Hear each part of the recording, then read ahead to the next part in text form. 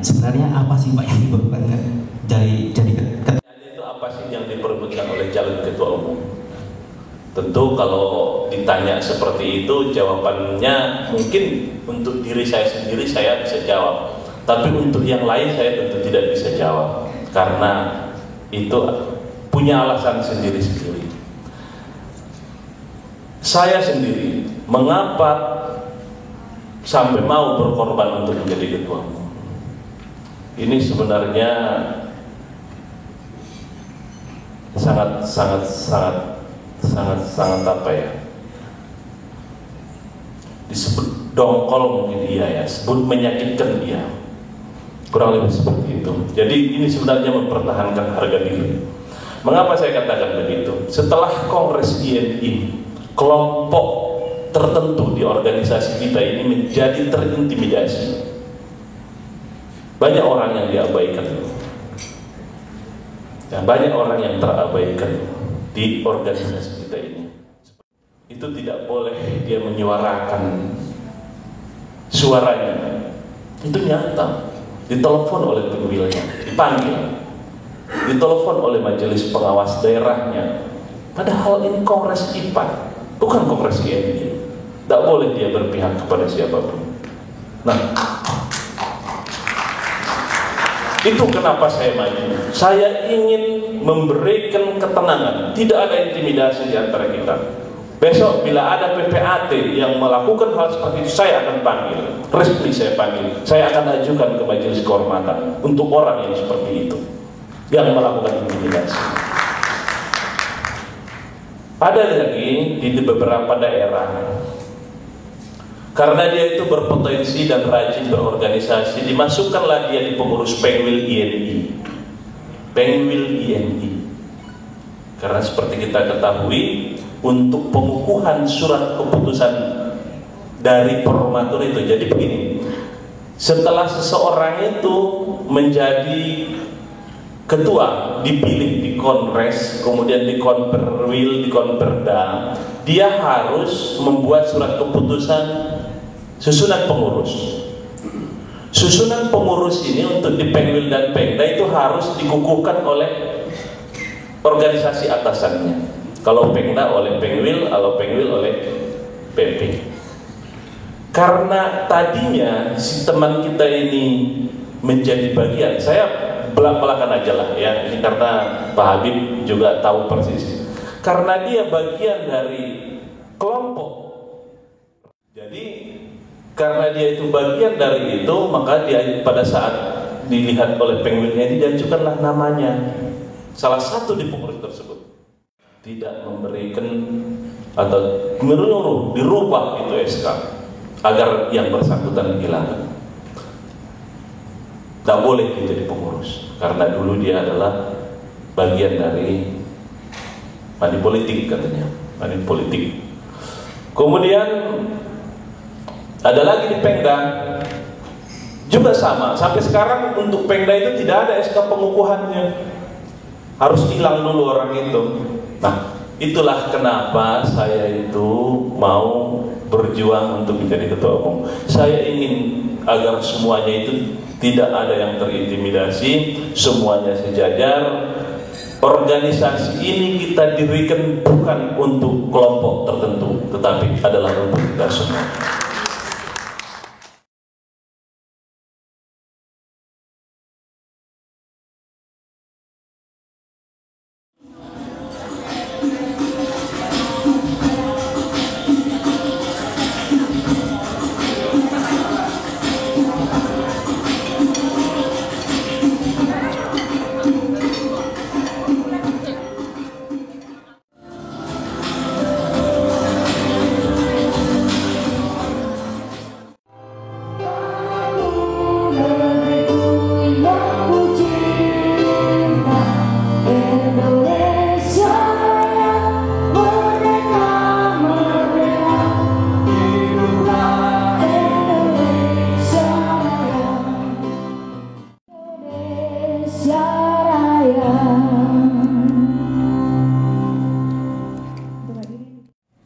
Amin amin ya rabbal alamin. Subhana rabbika rabbil izzati yaitu mengenal lebih dekat profil dari Bapak Hapendi Harahap. Dan pembicara pada siang hari ini ada 3 pembicara. Tepuk tangan dulu untuk Bapak Agus Karmajid dan juga Dr. Habib Aji SHM Kapolri. Atas aturan mahsusun itu hak atas tanah kok menerus ditangani oleh pejabat pembuat akte tanah. Hak milik atas aturan rumah susun memang bukanlah hak atas tanah, tetapi hak yang terkait dengan tanah.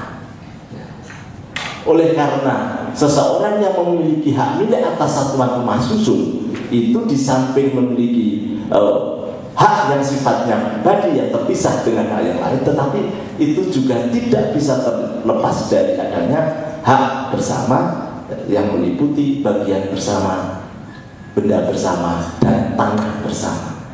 Walaupun besarnya hak atas tanah itu hanya tidak besar, yang besarnya hanya sebesar nilai perbandingan proporsional.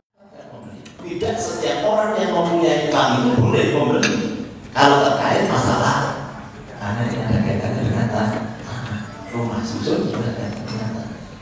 Beberapa waktu yang lalu juga ada umum yang diberikan suatu kewenangan, makanya di situ wewenangnya apa? Membuat akte mengenai perbuatan hukum tertentu saja, ya kan? Keputusan itu ditetapkan, maka di situ ada diberikan kesempatan kepada masyarakat untuk mengajukan pendapat. Karena bukan tanahnya juga tidak ada, bukan objek tanah, tetapi bisa dengan fidusia. Dan sebenarnya tugas dari PPAT ya cuma membagikan akte itu, ya, cuma membagikan itu. Tetapi mengapa saya juga menyampaikan apa sih sebenarnya?